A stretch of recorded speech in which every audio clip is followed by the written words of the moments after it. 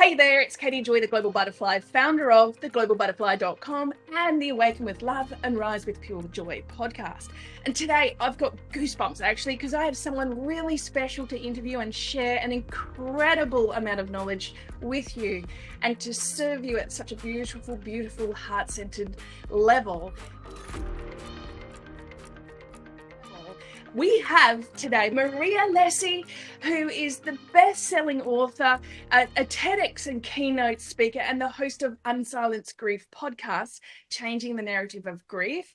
And, you know, Marie has such a focus on going from grief to relief.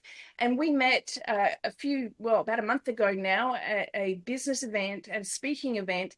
And the connection was instant. You know, we've got from grief to relief and out of a hole into the soul. And look at this, we even came on the podcast without conversational fashion. Exactly the same chops. Marie, of course we did. How are you? I'm really incredibly happy today. So it's just beautiful to be here with you, Katie. Thank you for the beautiful introduction. Oh, amazing. Now, listen, for the benefit of, I guess we've got mutual audiences crossing over here. I'm based in Perth, Western Australia, and you are? In Sydney, Australia. Excellent. And do you want to just tell people a little bit about your background, like where they can find you? I want to actually I don't want to go too deep into the beginning of the story, because one is quite triggering for a lot of people. I want to jump. I want to have a little bit of a background that you can share with people so they can go to find you as well. And I'll drop your website link, your podcast link, everything down below. Because those of you watching this, if you haven't met Marie yet, I want to strongly urge you to go and connect and follow her on her podcast, follow her on website. Follow her on her socials. She's such a beautiful soul and someone who I just met recently, but Marie, weren't we? It's like we're from the same soul pod. Absolutely. Oh, I absolutely love it. Like, yes, I'm more than happy to share because, like, when you and I connected, there was this instant, oh, we need to talk, and we didn't even know why, but it was just there was such a beautiful connection, and I really value that, Katie. So thank you so much for having me. You're welcome. Where you can find me? Sorry, yeah. I was just going to say, part of that connection because of Perth, and so that might be after where they can you, that might be the we get to that. Yes, the connection. Absolutely.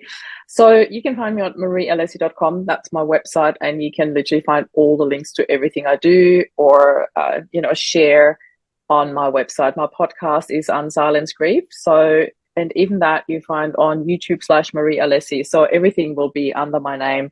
It's the easiest way to find me. And on Insta, that was taken. So I had to take Marie Alessi speaker. So you'll find me. Wonderful. Awesome. Excellent. And, you know, what I really value this because, you know, my background as a paramedic, and maybe like as if you're sharing this as well, maybe some of the people in your audience don't know my background, but my background was a paramedic. And I also went through incredible grief where I went through the most spiritual boot camp of my life when I went through a marriage that was very much controlled and manipulated and ended up domestic violence as well. And so that was filled with a lot of shame and a lot of grief in letting go of a marriage that wasn't what it was, ultimately a career because it just wasn't the place I wanted to be anymore. And I'd been in Port Hedland where I didn't want to be anymore. You either love it or hate it, and I was the latter. And I kept saying to myself, how do I get out of this hole and into my soul? And that was my journey. Beautiful. Now, that was an important part of moving from grief and loss for me. But I cried when I heard your story. I was no. And so can you give it's a beautiful, gentle version anyway, but I just know that I want people to go find you and the depth of your story. Give it a bit of a wrap up though, and then absolutely, I'm happy to. I love that you got the wrap up of my story because I shared my story in a 10-minute speech on this beautiful stage of Dale Beaumont. Let's give him a shout out. And you were in the audience, so it was just so beautiful how we connected, you know, because there was this instant we needed to hug, we needed to connect, we needed to talk. my story in a nutshell is, so I'm originally from Austria. I moved to Australia following a really, really deep calling in my heart that I had for a really, really long time. And I just knew that, to me, it felt like I was born on the wrong side of the planet. So I followed that calling. I came to Australia. I had this instant feeling of coming home. And I was like, this is where I belong, you know. And then I moved here 20 years ago. I literally just had my 20-year anniversary on the 1st of July. I moved here, and literally 10 months later, I met my husband. And another 10 months later, became my husband. We got married. And if anybody in the whole wide world would have told me, you're moving to the other side of the planet, you'll meet a guy and you marry him 10 months later, I would have said, no way, Jose, because if he's Mr. Right, he'll still be Mr. Right in 3 to 5 years. You know, there's no rush in my land. But when Rob proposed to me, there was just this, of course, you know, everything made sense. And that thing that people always talk about, when you know, I'm like, what do you mean? I'm like, that I met Rob. I was like, oh, that's what you mean. So Rob and I had our dream barefoot wedding, had an absolute dream life. So everybody just looked at us as that couple. And we had 2 boys. We bought a house near the beach. We had an absolute happy life. And then Rob passed from a brain aneurysm. It was complete, instant, no pre-warning. And it literally pulled the rug underneath my feet. And I knew that this was my moment where I had a choice to make. I either fall into this hole that you talked about, or I create happiness for the boys and myself. So that was a choice that I made. And I had no idea how to, but I knew that's where I was going. And the rest we'll probably talk about a little bit more. So there was this really, that was the beginning of my entire journey. And what I did with it, I'm pretty sure we'll unpack that during this podcast today. Awesome. So because I know your story, I want to go a little deeper into that. Sure. So that we can, you know, give everyone the perspective of how, I mean, it's dramatic enough to lose your husband, but there's more information in there that I'm aware of that I'm going to dig in here. And it really connects us because tell the part about where he was when he passed. Exactly. So that was the weirdest part, because Rob actually went on a business trip to Perth. So this is the weirdest story, you know, that you are in Perth and this is where Rob passed away, because there is this connection that I have with Perth that probably still needs a little bit of healing, and I'm more than happy to address that. But and that's fine with me, because it was literally a time factor and then COVID factor that we haven't been back yet. But I know it will happen, and I know it will happen for a really beautiful and positive reason this time when I'm coming to Perth, because I have a couple of really deep, beautiful connections over there, and you are one of them. And so yeah, Rob was on a business trip, and he was actually supposed to wake me that day because we had a conversation the night before and my phone wasn't updating properly. And he said, just update it again. And I said, but I need it as an alarm. And he said, don't worry, babe, I'll wake you up. And that phone call never happened. So Rob passed that early morning. I think I can say that on your podcast, because not every podcast is ready for that. I actually woke up at 5:55 a.m. on the dot like that, and I was awake and I was like, what just happened? It was such a from deeper sleep to awake moment that in hindsight I am convinced that was the time that Rob passed. Because 1.5 hours later he was supposed to wake me up and he didn't. So I think I'm quite spot on with that. But the fact was that Rob and I were so deeply connected and so deeply in love that I rang the hotel where Rob was staying. And when they picked up, I had already spent all morning trying to frantically call him and text him. And, you know, my anxiety was rising during the day because I just couldn't get hold of him. And I knew something was up, but I didn't expect that. So when I called the hotel and I said to them, you know, it's Marie Alessi, I know that my husband's staying with you. Please don't think I'm one of those freaked out wives stalking my husband. I know that there's something wrong with him. Can you please send somebody up to his room to check? And while I was saying that, I had a split second of a vision of Rob collapsing in a shower. And I remember sitting there physically shaking my head thinking, Marie, don't drive yourself crazy now. Don't go there. But I said to them, and can you please check in a shower? I thought, I can't share my vision with them. They're going to think I'm completely crazy. But that's where they found him. And you're right, my audience will get this. We're very intuitive and very much connected with that. But I just want to first love on you, and just that when you shared that, I felt you in the experience of it, with the empathy of as a wife, now a widow. I also I connected with it because my background is a paramedic. I was one of those people that would be on this, and feeling the empathy beyond the patient into the families makes me want to cry. So I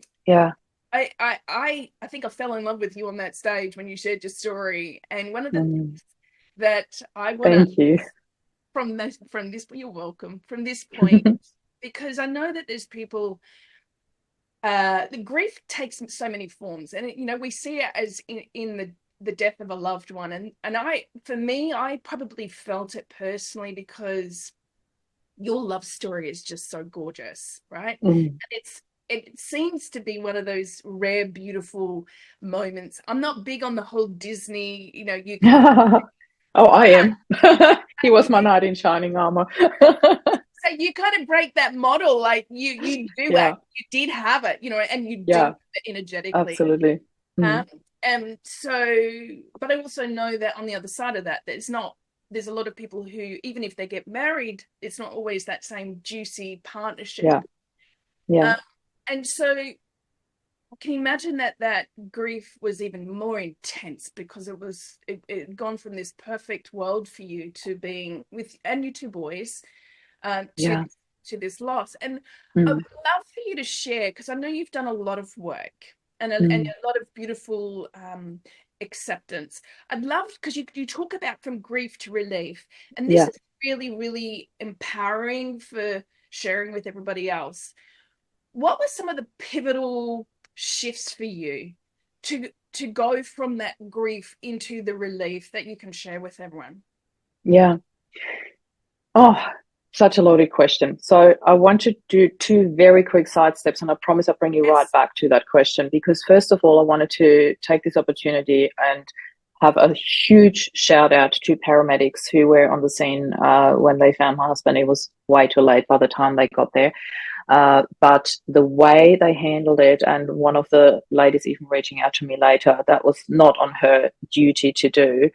She was a police officer, not paramedics, but just the whole team, how they worked together and handled the situation was incredible, absolutely incredible for what they had to deal with. So I want to put a huge shout out there and say thank you. And the other thing, when you said, my grief was probably more intense because of the beauty of the relationship that we had. Yes and no. I want to say that with a huge highlighter and exclamation mark here, because this is a little side story I really want to share. As a shout out to everyone listening to this, I consider myself lucky that Rob and I had the what if conversation about 3 years prior to his passing, and it was caused by a fatal accident that he drove past. So there was a young dad that lost his life in a front-on accident with a truck, and we later heard that he had a son, only 6 months old. It was their first baby, and he never made it home. It was shocking, and that caused us to have this conversation. What would you do? And both of us said, I would want you to create the happiest life possible for you and the boys. That's what love is. Love just wants you to be happy. So I had the choice there to fall into this deepest hole of grief or to choose happiness. And as I said at the beginning, I chose happiness because of the conversation that we had and because of the love that we had.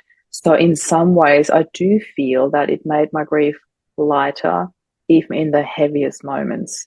So I know that sounds very paradox, but I get to what you just asked me, from grief to relief, certain steps that are really, really important. And I have created this 7-step process with the very steps that I used after losing Rob. And I want to share the number one for me. And I'll share a couple of others as well. I don't have to take you through the whole journey, but I want to pick some highlights here.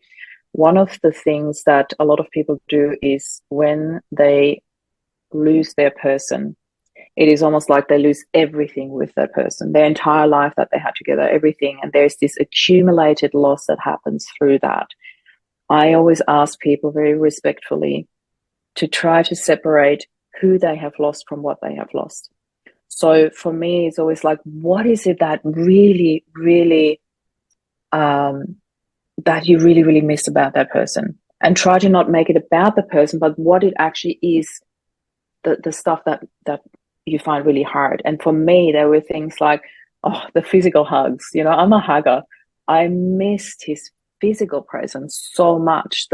Him being there, that he was the protector in my life, in our family, you know.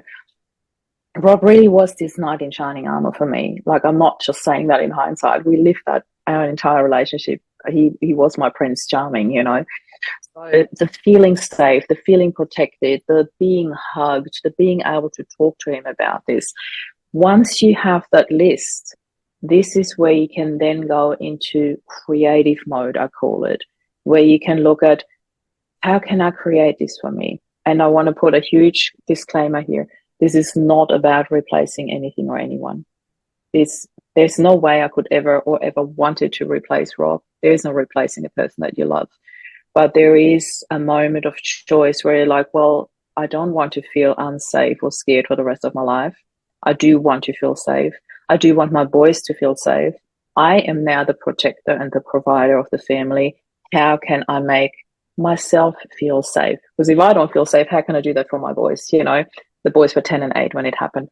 So this was one of the, you know, beginning stages of my journey. And I did it with little things like, you know, pushing my bed into one corner because I felt more safe sleeping in a corner rather than having both sides open and unprotected as I felt it, you know.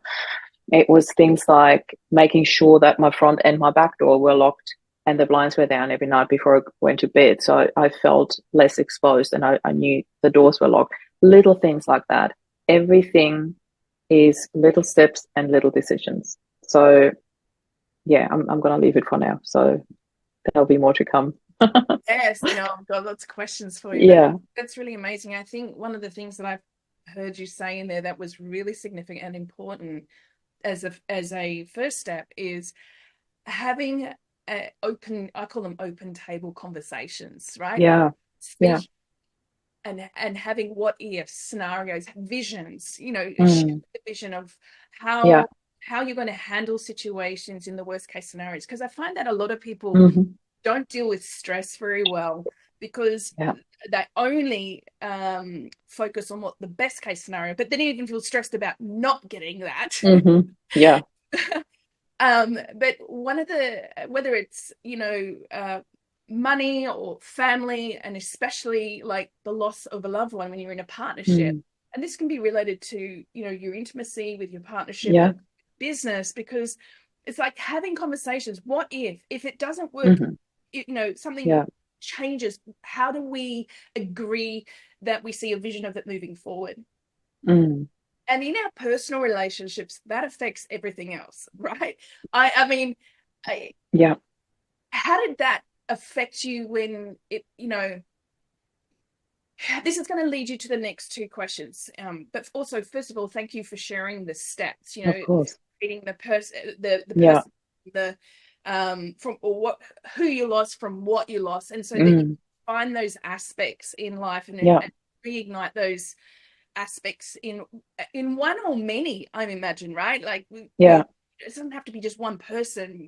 We can maybe we're in other areas of our life where we can look at where can we feel that safety or friend or exactly, you know what I mean? So that's a really great important point. Going from that space, though, this is the next question I want to ask you, is because a lot of people don't recover from these kind of losses. And, you know, they can go 10, 20, 30, 40 years still running the same story. And with deep compassion, I don't want to take anything away from the event. I hear you. But like you said, that conversation you guys had meant that you now had a purpose moving forward. I got goosebumps, right? And so how do you go from that pain into purpose? What was pivotal for you? What were some of the practices that you put in place or approaches that helped you reconnect with yourself to go from that, grief to relief and find some peace. Yeah, that's exactly the reconnecting to yourself. It's such a valid point that you make there. I would like to share some with you that Yeah. I've only just recently started talking about because it really occurred to me in a very different setting. And I call it the irony of grief. And for me, the irony of grief, and that relates to what you just said, a lot of people stay stuck in this cycle um, of this, I need to stay stuck in grief because this is how I show and portray how much I love this person. Yes, okay. I choose to show and portray how much I love Rob by continuing the love and happiness that we created together, because that's what all our life was about. Yes. And I want that to continue, not just for myself, but also for our boys, So I think that is my most beautiful way of honoring Rob and what we have created together. That is a choice that I made to honor him through that and not through how well I can grieve him, because I know that would not be in his honor. Absolutely not be in his honor, and absolutely would not be his choice for us. So why would I choose it? So that's the number one thing. But the irony of grief is that the fact why we are hurting so deeply is because of the absence of that person. This person that we love so much was pretty much unplugged. Let's call it that, unplugged from our lives. Their life is gone. So this is what hurts us so deeply, that this person is physically not present anymore. So what do we choose? We choose the exact same thing for ourselves, rather than realizing more than ever how precious life is, because that's really, a moment where we can realize that more than ever. It's such a conscious moment of how precious a life is when we lose it. Unfortunately, sometimes it takes us till that point to realize it in its entity, how amazing life was. When it's gone, we realize it, and then we choose the same thing. We choose for our lives to just be on hold. We stop it right there and we stay stuck in this puddle of grief. Why on earth would we do that if we just realize how precious it is? We would want nothing more for them than having his life back, but we still have ours. And that's the point we often forget. And that's what I call the irony of grief. Yeah. That we then consciously choose something that we would consciously not choose for the other person. Yeah. That's irony right there. Why do we do that? So for me, one thing that really works well all the time, and I still use it till today, is the what would love want me to do. And in my case, I always say, what would Rob want? But it's interchangeable. So what would Rob want me to do in this? What would Rob do in this scenario? And I use this for anything, big decisions when it comes to, like choosing a school for our sons, big decisions where you would want the other person to make the decision with you, to be there with you, to discuss things.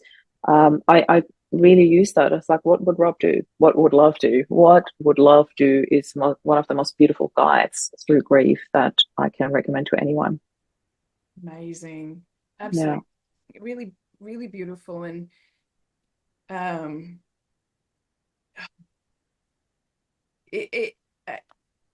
I think the connection with us as well, as you share your story, and again, that connection with the paramedic world, that's sort of, I feel like I'm kind of in your story at the same time. Yeah, same. And I, for some reason, I want to share this. I don't want to take the spotlight off you for too long. No, please. It's a conversation. Yeah.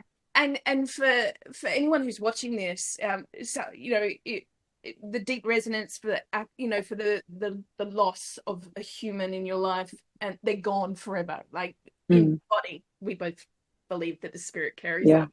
Yes, absolutely. And still have a lot of connection. But there's also the grief related to the loss of a marriage, even if someone moves on, like it didn't work out, or maybe the loss of the dream of how you thought someone was, but then they're nurturing and keeping you safe. Absolutely. Yeah. So, and being an ex-paramedic, as well as my own personal experience, I understand domestic violence incredibly well. Yeah. And I just want to speak to that comment that you said that, you were relating to not with the loss of, hang on, where am I going with this one? I'm gonna speak what was coming up. So for me, when I would wake up in the morning, even though I'd have a lot of inner conflict around my own situation, privately in my personal life, the one thing that I would have gratitude for was that, because being a paramedic and I saw that world, I would, well, thank you, I've got life today. I can deal with these problems because I'm actually alive. I know that people didn't wake up today. I know that people are going to work and they're not going to make it today. I know that I'm going to be picking up people today who have ended life. And so it's just really speaking to that moment of really being present and building that connection and appreciating people when they're in your life, but even when they're past, but to appreciate all those wonderful aspects. And I just I constantly honor you. I really do. I thank you. You're beautiful. Thank you. And you're this wonderful demonstration of not just going from grief to relief. You've gone into the joy and reclaiming that joy of thriving again. Yeah. And you've mentioned that one of the things that you've done to move through that trauma is, and finding that sense of thriving again in your life, one of those first steps is to separate the who from the what. Yeah. Yeah. Right? What's another step that other people listening to this could, because I find that going, there's that instant, I just want relief. There's usually that first. Yeah. Here's what I know to be true. Because joy feels like a very long, long way when you're in that place, right? It does. However, joy becomes the North Star to pull you out of that hole into your soul. Exactly. Yeah. That's what I often say, it became North Star. I always say happiness, it was my North Star. Joy, it's very interchangeable, it was where I wanted to be, and it really became my light in my darkest hour. And I needed that. I needed to know where I was going. I had no idea how to get there. But there was one moment that I made step 3 in my process, actually, because there was one moment when I came back from traveling around the world with the boys. I took the boys traveling for 2 months after Rob passed. So about 5 months into it, I wrote my first book, and then I took the boys on this trip. And it was for 2 reasons. First of all, Rob and I wanted to take them on a trip through 2019, where we wanted to travel for an entire year. We had the entire itinerary planned, but he passed mid-2018. So I could have said, all right, I can't do this trip, which I couldn't. I could not do that trip without him. But instead, I stood there and said, what can I do? What can I do with the boys? I can't travel to South America on my own with 2 boys while I'm grieving and homeschool 2 of them. No way, Jose. I knew that I could not do that. But I knew that I wanted to take them in the big school holidays and a bit of extra time. Who cares really at that? They were so supportive at school. So I looked at an itinerary that I could do on my own. So I took them to the Maldives. We went snorkeling in the Maldives. We rolled in black volcanic sand in the Canary Islands. We ate escargot in Paris. We built a snow dragon in Salzburg. We went to the Universal Studios for Flint's birthday in Sentosa Island. So we did all these amazing, amazing things that brought us lightness and joy, because that's what we needed. And I wanted them to be away from all the first milestones to come without Rob. So that was incredible, joyful, light, healing, beautiful, all the above. And then we came back. The boys went back to school. We tried to create a new sort of normal for us that worked for us. Yeah. And I found myself in the living room one day, and I had not expected to feel this hole of darkness opening up to my right. That's how I visualized it, because all of a sudden my to-do list was ticked and done. Mm-hmm. And I felt this huge emptiness, this huge lack of what's next, what's my purpose now? Because I've done the funeral, I've written a book, I've gone to therapy, I've taken them on a trip, the boys are back at school, and now what? That was 9 months after Rob died. And I looked to my left, and it was this little pile of new happy memories that we created. And I felt like if I could only climb up there to get a better view of what's going to happen, I had no energy left. So what I did, and that became super important, and I turned it into my third step, was I allowed myself to sit in the middle and do nothing. I slipped into observer mode. I just observed, and that's a key word that I want everybody to take away from here.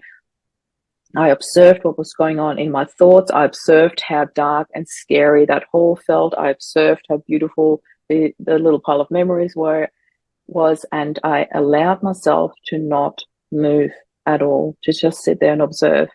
And I knew that I didn't want to slip down there. I was actually scared what could happen if I was to slip down there, if I could find my way back out. So I think my shout out here to everyone is, when you are going through turmoil and through something that feels really heavy and really hard and really confronting and hurtful, allow yourself not to move. Allow yourself just to observe and take note of the things that are going on around you. There are further steps than what to do with these thoughts, but this is a really, really important part of, you don't always have to move, you don't always have to act, and you certainly don't have to follow that scary big hole down the rabbit hole. You know, you can stay out there and just acknowledge it, that it's there, but you don't have to follow it. Agreed. And I know that it's not always that easy, but it is a really, really good step for a lot of people. It's fantastic that you call the attention to that, because that's being present and able to process the energy and the emotions, and instead of trying to be avoidant or distracted. And most people go avoidant or distracted because they don't have the emotional skill set or the toolkit to deal and bridge back. You know, how do I deal with this? My world's imploded, right? Yeah. And so it's wonderful that you offer that opportunity for people to go through that healing from grief to relief and to thriving again. I want to speak to a couple of key things, and then, you know, dig a little deeper into some of the tools and the techniques that you've used to stay grounded when you talk about big emotional holes, you're right, opening, like follow you like the monster it feels. But before we go there, there's a couple of things that I found valuable. There's a lot, everything's valuable, but some highlights I want to pull. Sure. 5 months after Rob's passed, you were off on a 2-month trip around the world. Amazing. You know, a lot of people use that as an excuse not to go, but you've used that as an opportunity to create what I call magic memories, right? So these new we so needed that. Yeah. And I can imagine that during that journey, there would have been moments where you and the boys would have gone, I wish Rob was here. I wish Dad was here. And then, but at the same time, I also, hearing you, imagine that you included Rob energetically into the process. Yeah. And we're like, hey, Rob, we did it. We are here. We haven't let it down, you know? Oh. Absolutely. Yeah, I just fully had goosebumps when you said it, all my whole body. And so you're living that continued dream that you had that difficult discussion with, but and he's here energetically with you, supporting you through it. It's just not physically in that physical presence, but that's magnificent. And removing you all out of the triggering environment so that you have an opportunity to balance, to align, and ironically ground yourself while traveling, right? And you also mentioned that you wrote a book, and so I want to go back a step into that, because that, I imagine, would have been quite cathartic. It was a very, very healing process. Shout out to the book too. You know, feel free to share the book so people can go find it. I certainly will. I'll give you the nutshell version, because I've written a couple of books actually. My first one was Loving Life After Loss. That was the key element to everything, because it also planted a seed for a movement that I then created out of that with the same title.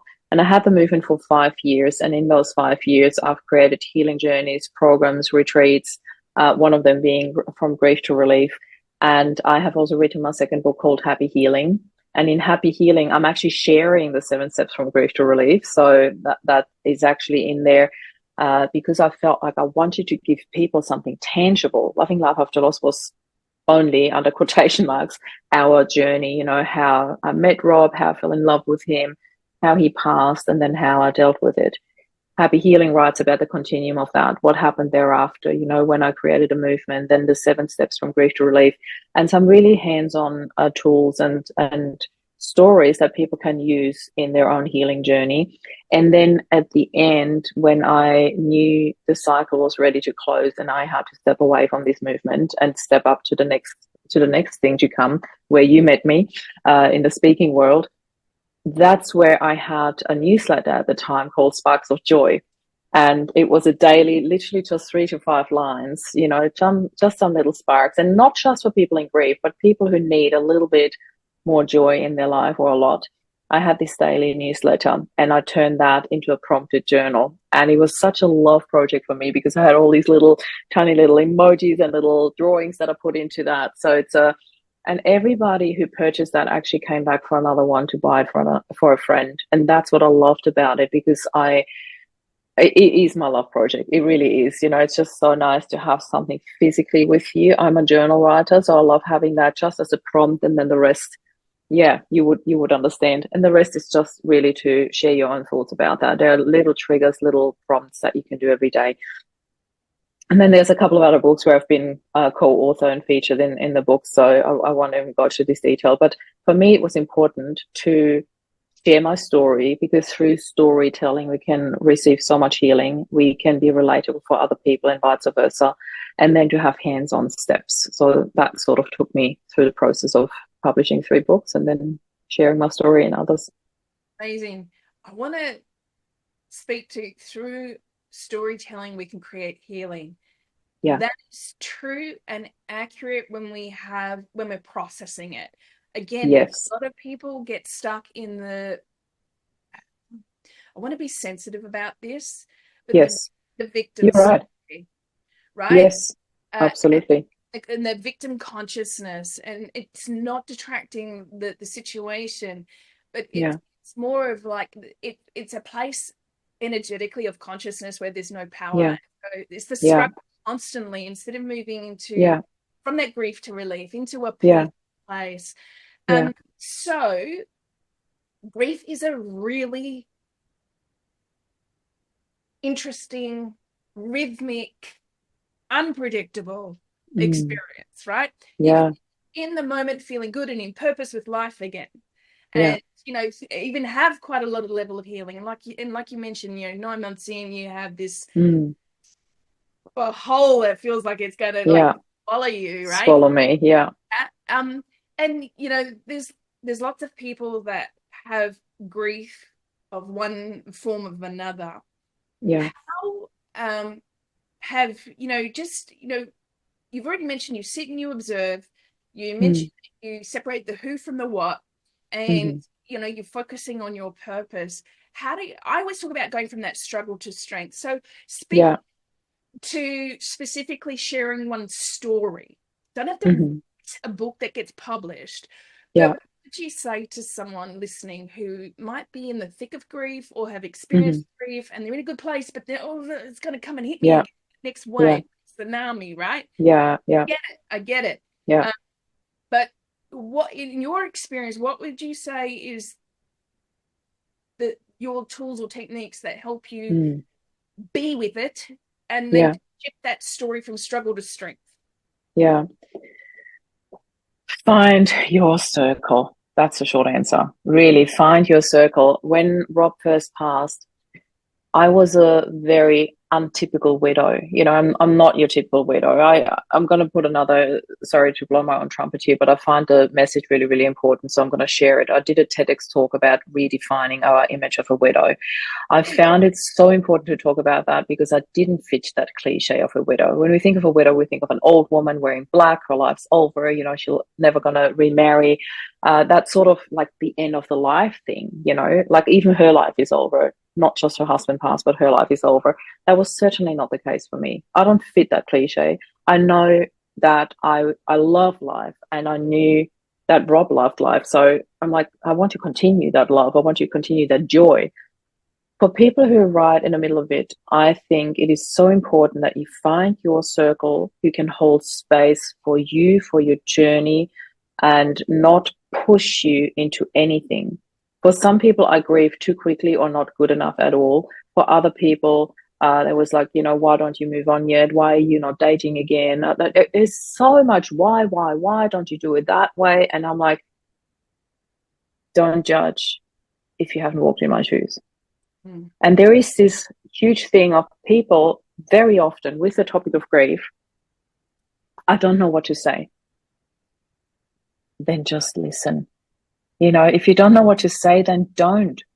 You don't need to say anything. There's nothing you can say to make the situation better.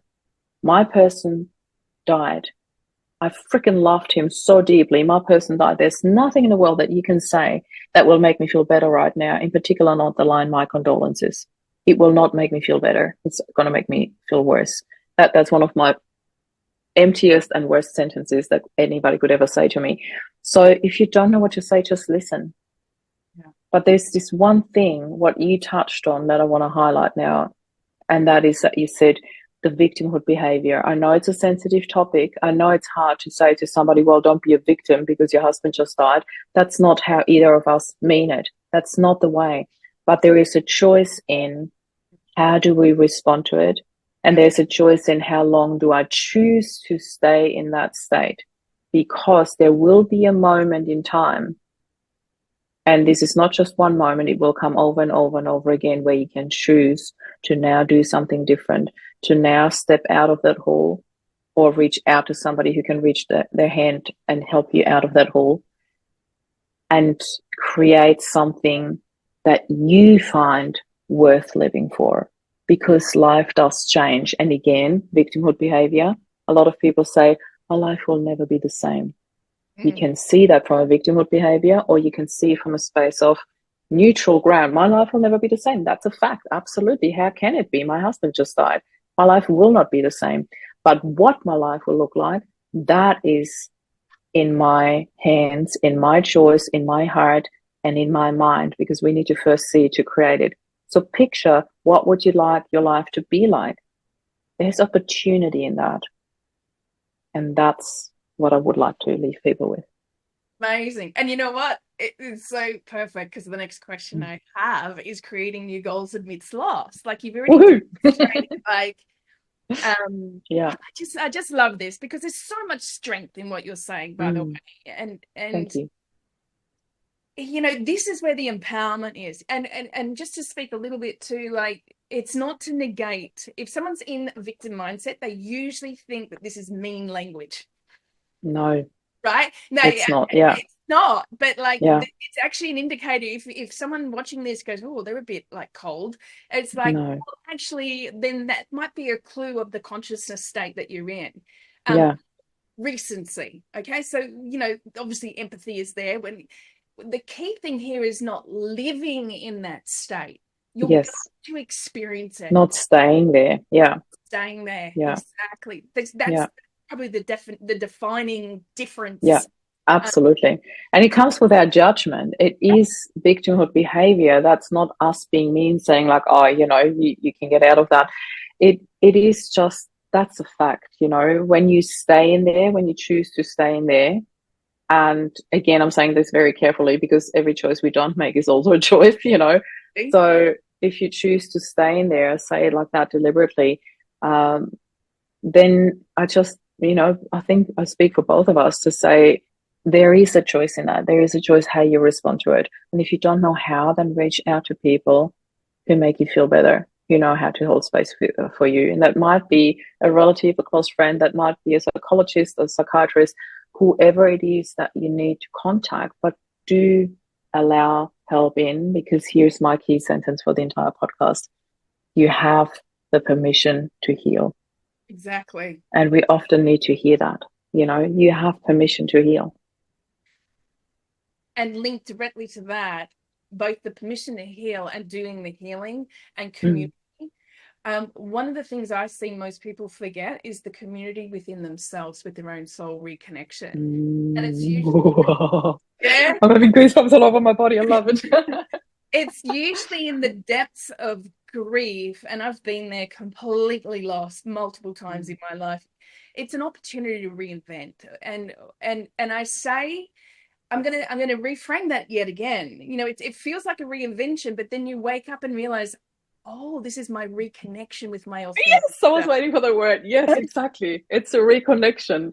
Yeah, Oh God, I know why we're so aligned. I love this. Yeah, absolutely. It is reconnecting to your true core, yeah, and that is where we need to be, in our core, in our heart. yeah. Yeah. So you know that my work goes out of a whole and into a soul. It's all about soul aligned goals, and I have my soul goal Yeah. mapping strategy Hmm. framework and everything. The Um, whole soul goal. yes. But I want to really highlight again part of this journey with you. I've got another Hmm. question for you specifically, because you mentioned community, which is important, and community can Yeah. be you know, one or many, but it needs to be a loving, non-judgmental place. And I want to again highlight the first person in your community needs to be yourself, your higher self, your Oh, it's just yes. you, not Yeah. outside of yourself. This is an Yeah. opportunity to sit in that hole for a little bit and Yeah. just re-nurture, reconnect, Mm. and be there. Sit And in that wholeness for a little bit. Yeah. yeah, wholeness. Love it. Love the play on words here. Love it. Yes. Mm. Yes. Now, clearly, you, from your conversation with Rob, that was such a profound awareness that you highlighted right at the beginning of this conversation. Mm. Rob's right here, right now. Love it.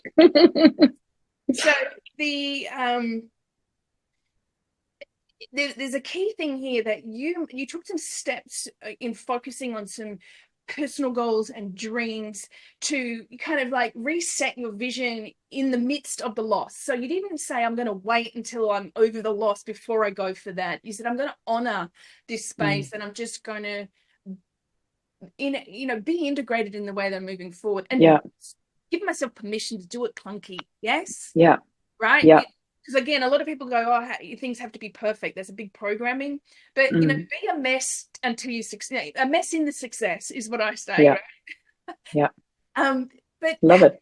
yeah, how did you you shared a bit about your goals and your dreams at what you did, and you've also mentioned community, and I know you guide people as well. So how do Mm. you help your community set new goals and feel aligned, especially when they're in that space, but to feel Mm. aligned with their future self? Yeah.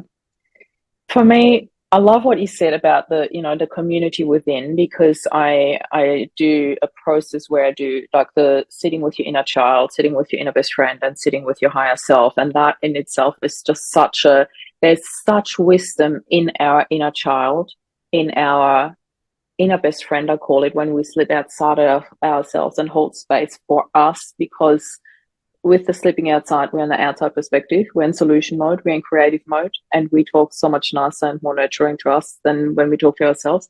And there's the higher self, the absolute wisdom, that we can tap into. So I love, love, love that, what you said here. The way I love guiding my community and working with my community is holding space for them.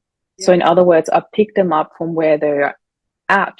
And that is so important, because that's what most people don't give them. Yes. People don't give people space to grieve. They want them to be better.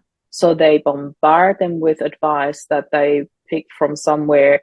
I had a lot of people come to me. It's like, oh, my sister's husband passed, so that makes you an expert in what I'm going through. And I know that sounds very standoffish, and I was at the time, I really was, because I felt like I just wanted people to stop bombarding me with their grieving journeys.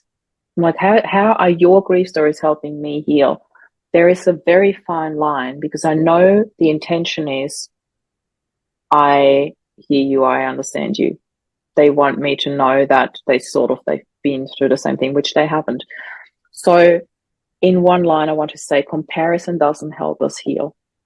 It never does. We need to learn to hold space for people's story. And even when we feel pushed to say something, sit with it and see, if you were the one receiving it, would it make you feel better? That's the best advice I can give you. Awesome. Awesome. Mm. I love that you're talking about keeping that safe space. I call it the hammock of love. And Ooh! All my clients just, they're like, oh my Love, God, it love, just love. feels like Yeah. this, this safe and sacred space. And I always like, welcome to the hammock of love. Yeah. And just nurturing Beautiful. people. There's a process, there's a step, right? You meet people where they're at. Mm-hmm. And Mm. and then you help shine that light and new Yeah. possibilities. So you're Yeah. creating, the unfurling of the wings out of the cocoon. Mm. So they'll get goosebumps. Yeah. So one of the things that you mentioned a lot, again, I want to go back to this community. I'm going to jump to a different question first, because you're talking about community now, and I want to go back into this inner community and this permission and the way we speak with ourselves. And what is it that the reparenting, if you like, or the nurturing aspect,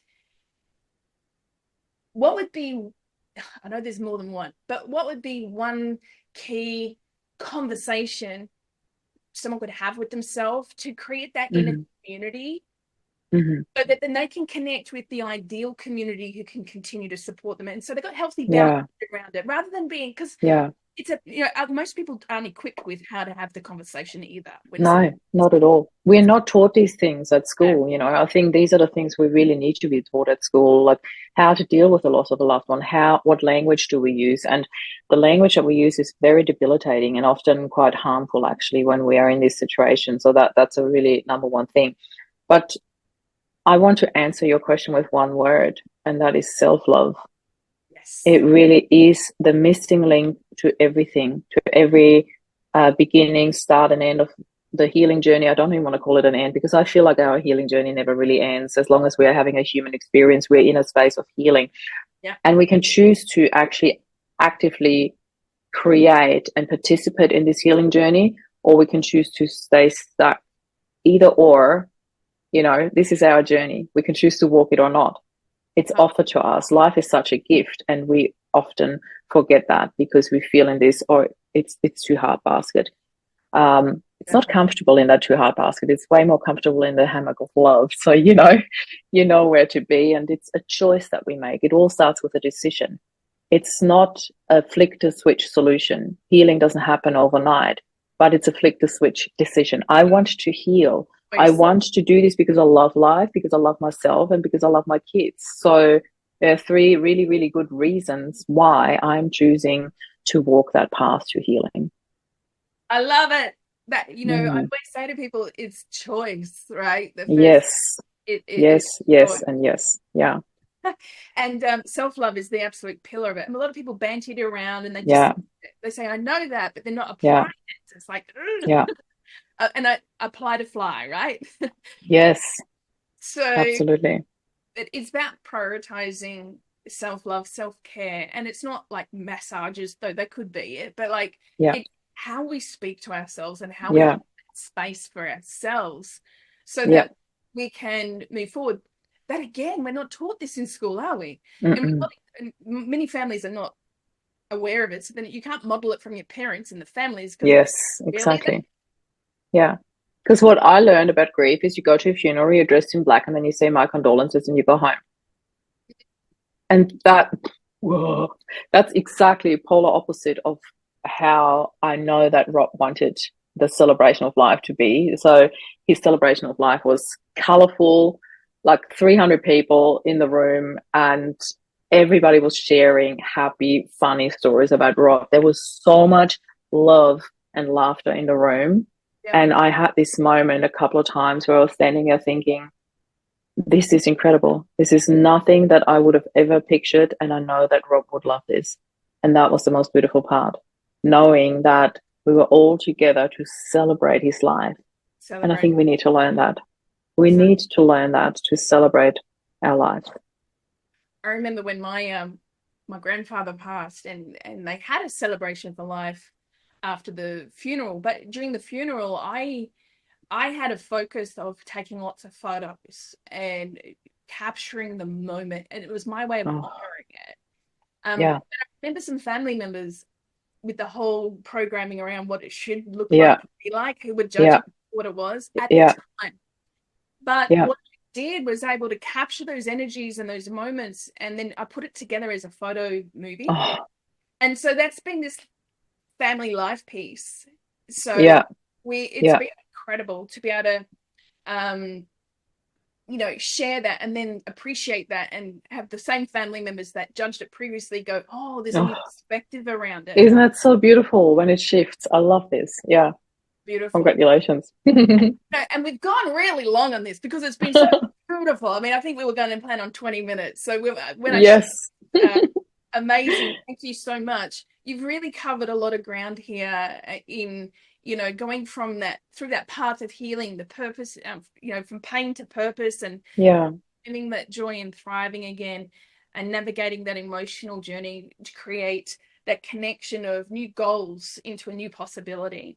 How do you, you know a bit about my background, how do you see the importance of aligning, moving through that grief to relief process, but next step is the parallel journeys to helping people align their goals with their soul's desires? Because we've talked about that reconnection with self, that authentic self awakening. What would you say to that before we leave? I'm not really sure I see a question in that. What would I say to... How important is it to align your goals with your soul? Out of 10, 100. I really mean it. It is of utmost importance. There are not even words to cover how important that is, because this is the soul alignment. I think is the number one purpose we are all here for. That is the number one purpose of having a human experience here, to finding that soul alignment, to know where we want to go and who we want to be in that journey. And that is pretty much it. Amazing. Marie, I want to say thank you. I appreciate you so much, and the work that you're doing. It's so valuable. It's so important. I know that we're in conversation to do something pretty magical together with our joint talents and experiences. And so watch this space, everybody. But if you want to follow Marie, I highly encourage you to do so. I'll drop her link down below so that you can find her and all her work and her books and on her socials. Marie, again, from my heart to yours, I just thank you for being such a blessing to the world. Thank you so much for having me. I love these conversations, and I know it's not the last one we're going to have. I can't wait to have you on my podcast. And if you're watching this on the podcast on YouTube, please drop your comments down below, hit the like and subscribe, and just pour some love on Marie. What did you get out of this session right now? Like, what was valuable for you? And I want to just appreciate, again, Marie, for the time and the energy and the effort. I love you. Keep shining. Thank you so much. Love you.